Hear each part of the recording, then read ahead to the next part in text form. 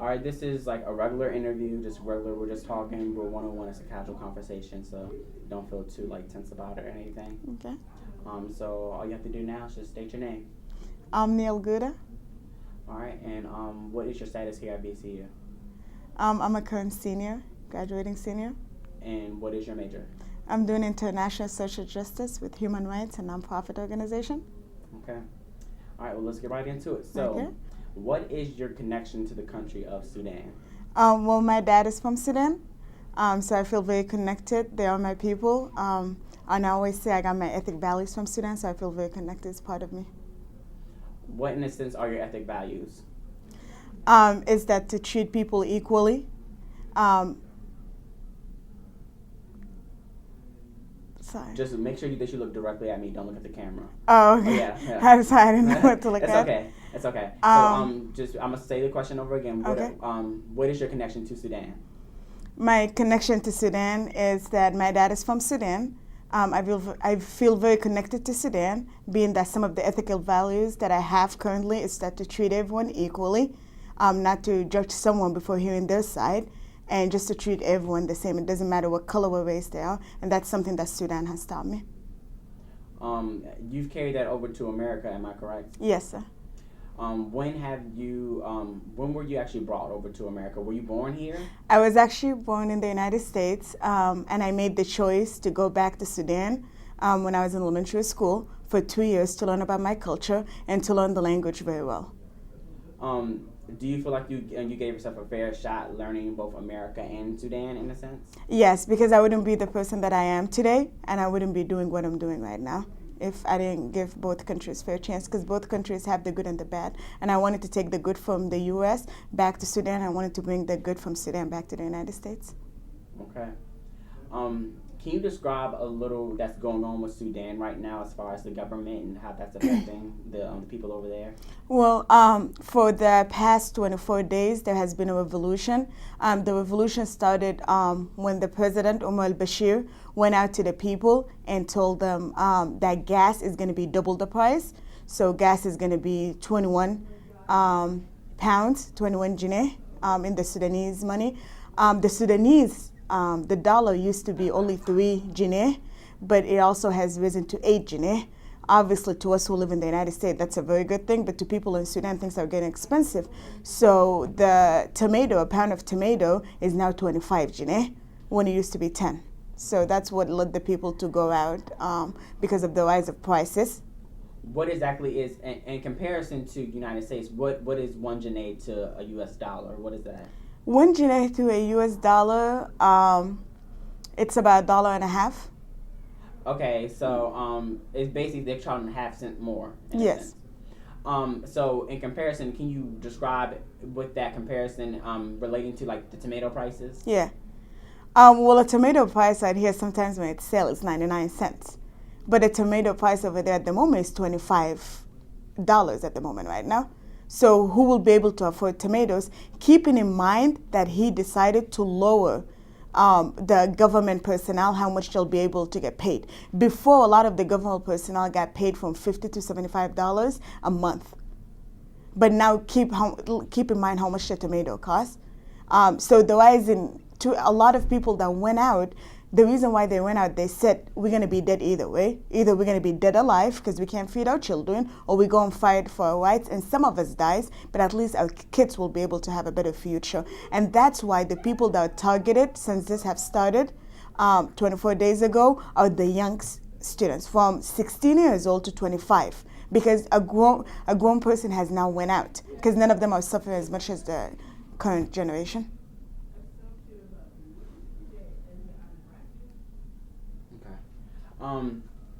Can you describe in a sense, I'm sorry.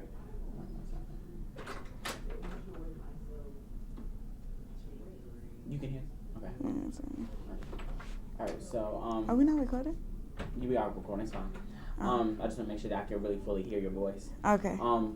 So in regards to Sudan, what exactly are they fighting for? Just prices? Or are they fighting for what? Well, it started with prices.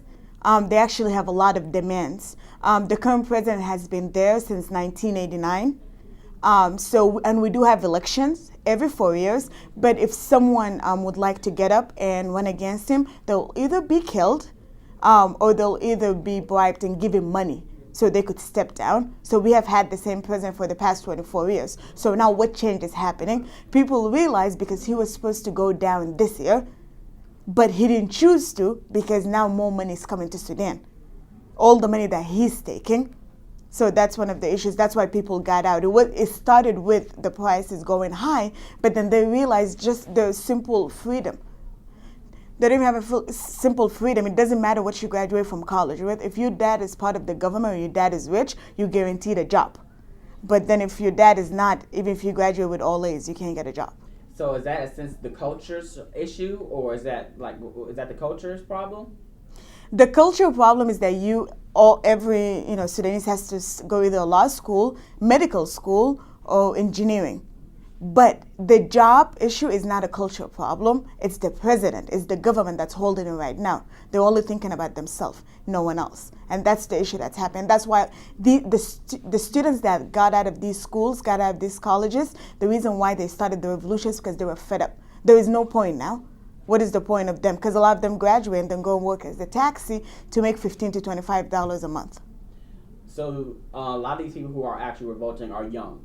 Yes. Are they college student age?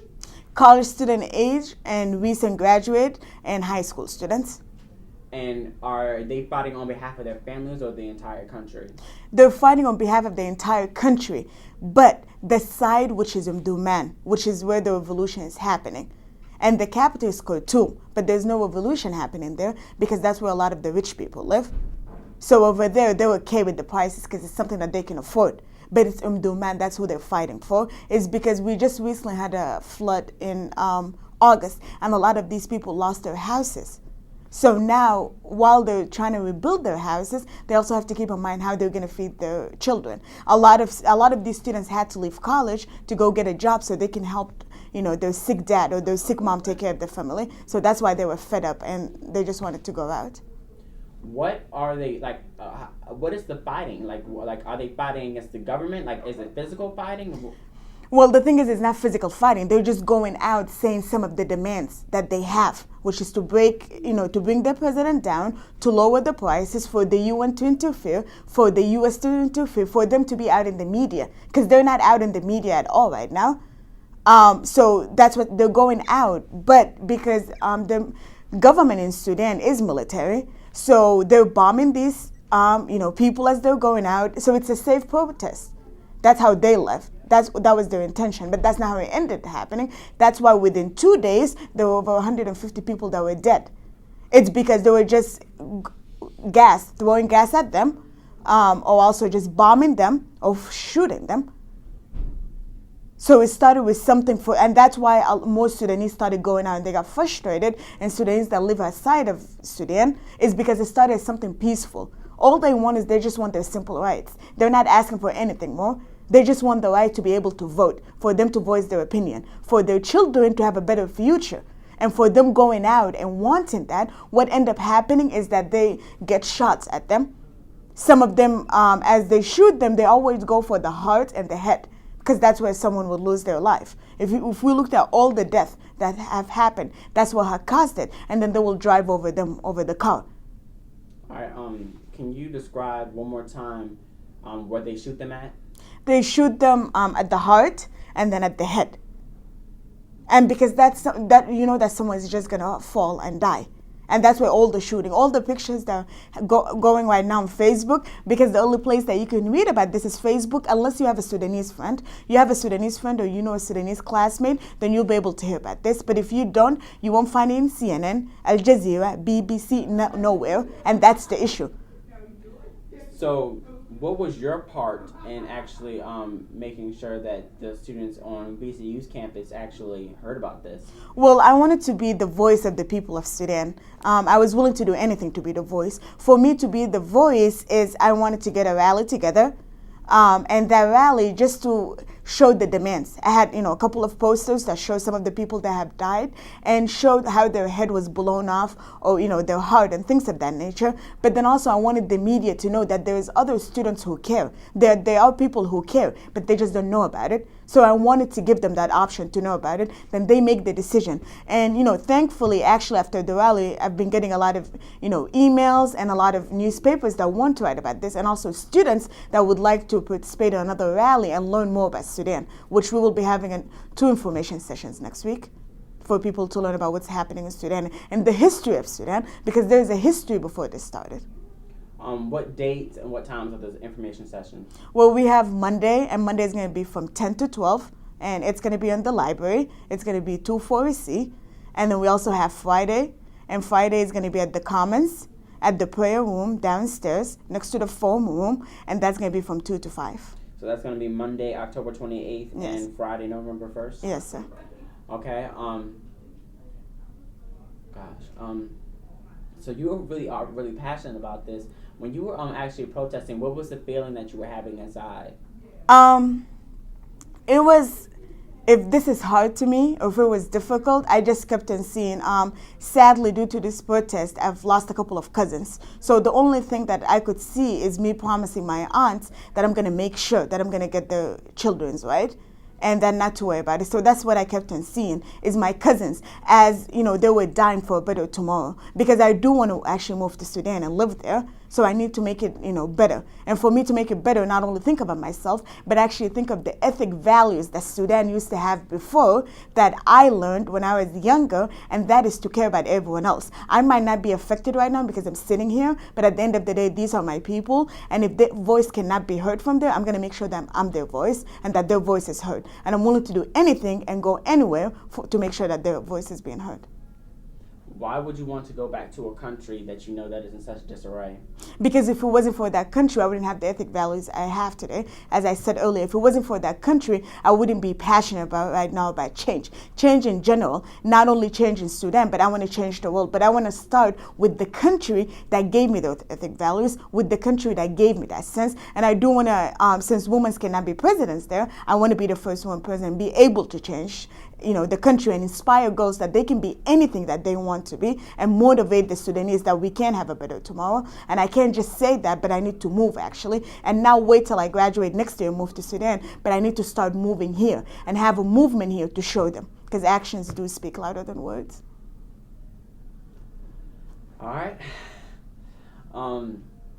Also, when you were doing your protests, you saying you were thinking about your cousins. What was going through your mind when you were thinking about them? What was going through your mind? What I was going through my mind is I could have been them. If my parents did not make the decision to come to the United States, I would have been them. Because I know one thing, I would have not stayed home. I would have been out protesting. So it could have been me. And the last thing that I wanted was someone not fighting for me. The last thing that I want is someone not being my voice, someone not caring about me, and knowing that my people outside who are not feeling this are not with me. And that's one of the things in the protest. That's why I wanted to make sure that I videotape it and that I have pictures, is to show my people, actually, send it to them, motivate them. Like, you know what, I might not be there physically, but I'm there with you. I know what you're going through, and I'm going to support you. So what has came out of this of the rally that you actually did? What came out of it? Well, a couple of newspapers wanted to write about us. Well, the New York Times. We have 2 news channels, local channels here at Richmond. Also the Richmond Times, and now the People's Voice. They're actually going to be conducting interviews this week with the students that just learned. We had an information session before the rally that Monday. The students that learned about what's going on in Sudan, so they're going to be interviewed. One of the other things, also the Daily Show. We got an email asking if we would like to come and talk about what's happening in Sudan and what's going on in Sudan, and just to let the people know. The Daily Show, meaning the one with Jon Stewart, right? Yes, sir. What was your feeling to know that somebody who was on television wanted to actually have an interview with you? I mean, I didn't really know the show as well. I asked a couple of my close friends, this will be, because at the end of the day, I just don't want to sell what's happening in Sudan just for the media, to be famous or money. I want change. So I want to make sure that the show I go in will bring me change. It's a show that people watch, and not just people watch for enjoyment, but actually people watch to get information out of. So I asked a couple of friends. I'm still thinking about, considering it or not considering, having come to a final decision. But at the moment, I'm very neutral. I'm doing my own research right now in the show, and I just don't want to be another, media gig. I see your point. Has your family supported you throughout this entire adventure?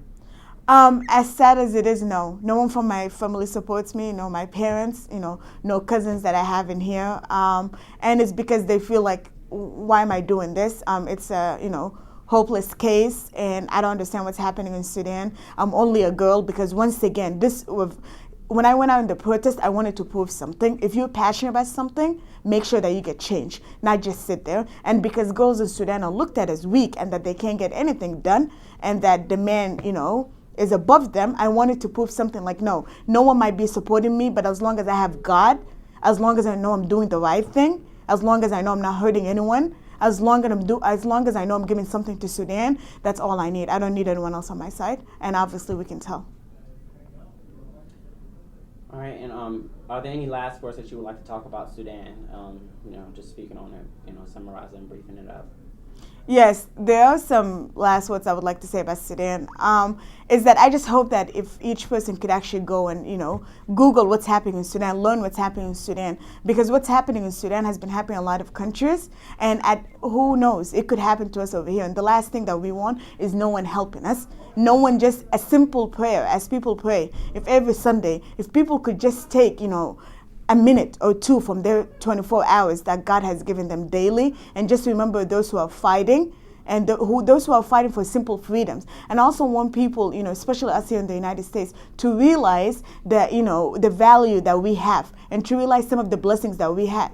The fact that you get to vote, the fact that you have a voice, even if the person that wins ends up being the person you don't want, but you also had that chance. You had that voice. You choose if you want to be that voice or not. So that's all. And would you ever do another protest? Yes. Why? Because the reason why, my main goal of having a protest, it still has not been met. I've started going and, getting a lot of results back, but it's not the final thing. It's not what I fully want. I want change, and change has not happened yet. We're in the process of getting change done, and I will not stop till the day that I leave this world to make sure that I bring the change. Has your protest inspired anyone else around Virginia or anywhere else? Yes, I've actually got a couple of emails from other, Arabs. I got a couple of emails from Sudanese that said, wow, we didn't even know that this was happening in my country. So it just tells you, if they didn't even know that that's happening in their country, what do you expect from other people? So to me, for someone to email me from a different school and say, hey, how did you do the rally? How did you do the protest? How did you get the media to come? We would like to do something like this, and they're not even Sudanese. To me, that's moving toward change. Is because people know. As long as if there are at least 15 statuses in the U.S. talking about what's happening in Sudan every day, by a month or 2 weeks, I'm gonna get more calls or more things to learn about Sudan, and that's my main goal. All right. If there was anything that you could tell your cousins that passed away, what would it be? I would say that rest in peace. Know that you fought for a good cause. Know that it was your day to go, that they didn't kill you, that this is something that God has written for you. And know that I promised them till the day that I have to leave this world, I will make sure to clean their blood from those who killed them, to get their rights back, to get the children freedoms, those who lost their children, and to get their moms, that peace. So I want them, to know that I'm fighting for them. And even if I'm going to have to do it alone at first, I'm willing to do it alone till I get others to be with me. And that not to worry, and that, their blood is just not going to be gone like that. And they're not, even if the world forgets them, they're not going to be, forgotten in my heart. I'm going to make sure that I get their right back. All right. Thank you so much, Omni. Thank you. Have a good day. You too.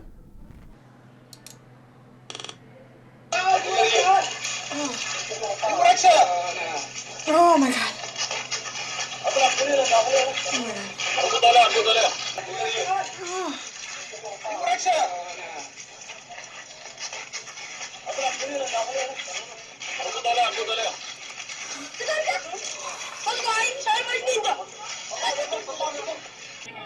And look what's gonna happen.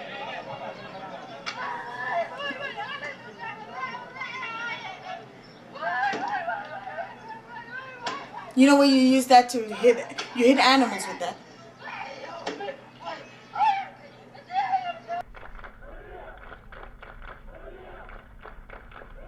All that they're asking for here is freedom. Freedom. That's all that they're asking for. Just something as simple as freedom. I don't understand what type of human doesn't have a freedom. They're not animals. They're humans. That's all they're asking for. Their freedom. That's something that's very simple. Why can't they have it?